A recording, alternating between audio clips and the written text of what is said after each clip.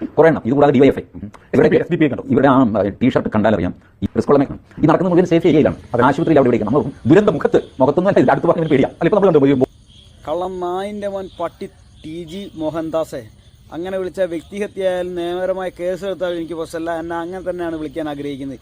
ഈ ദുരന്ത മുഖത്തൊക്കെ ജേഴ്സി അണിഞ്ഞുകൊണ്ട് ഡിവൈഎഫ്ഐയുടെയും മറ്റ് അനുബന്ധ സംഘടനക്കാരും തെരുവിലിറങ്ങുന്നുണ്ടല്ലോ, അവരുടെ ഐഡന്റിറ്റിയുടെ ഭാഗമായിട്ടാണ്. ഇനി അത് മനസ്സിലായിയോ? ഇവരൊക്കെ ഉണ്ടല്ലോ ഈ പിന്നെ പട്ടാളത്തിൻ്റെയും ഫയർഫോഴ്സിൻ്റെയും പോലീസിൻ്റെയും കൂടെ തോളോട് തോൾ ചേർന്ന് ദുരന്ത മുഖത്ത് തന്നെയുണ്ട്. അതാണ് സേഫ് സോണിൽ ഇരുന്നുണ്ട് കൊഞ്ഞനം കുത്തിയല്ല. മനസ്സിലായെങ്കിൽ ഈ ദുരന്ത മുഖത്ത് ചാലിയാറിൻ്റെ ഒഴുക്കിനെ മറികടന്നുകൊണ്ട് അവർ ഒരു എക്യുപ്മെൻസും ഇല്ലാതെ നീന്തി അക്കരയ്ക്കാണ് മൃതദേഹങ്ങൾ എടുത്തുകൊണ്ട് വരുന്നത്. ഈ ദുരന്ത മുഖത്തും സമാനമായ അനുഭവമാണ്. DYF ആയാലും SDP ആയാലും യൂത്ത് കോൺഗ്രസ് ആയാലും മറ്റേത് അനുബന്ധ സംഘടനകളായാലും അവരുടെ കഷ്ടപ്പാട് നീ കണ്ടറിയണമെങ്കിൽ നേരിട്ട് വന്നാൽ നിങ്ങൾക്ക് മനസ്സിലാവും. അല്ലാതെ സേഫ് സോണിലിരുന്ന് സാറ്റ് കളിക്കുന്ന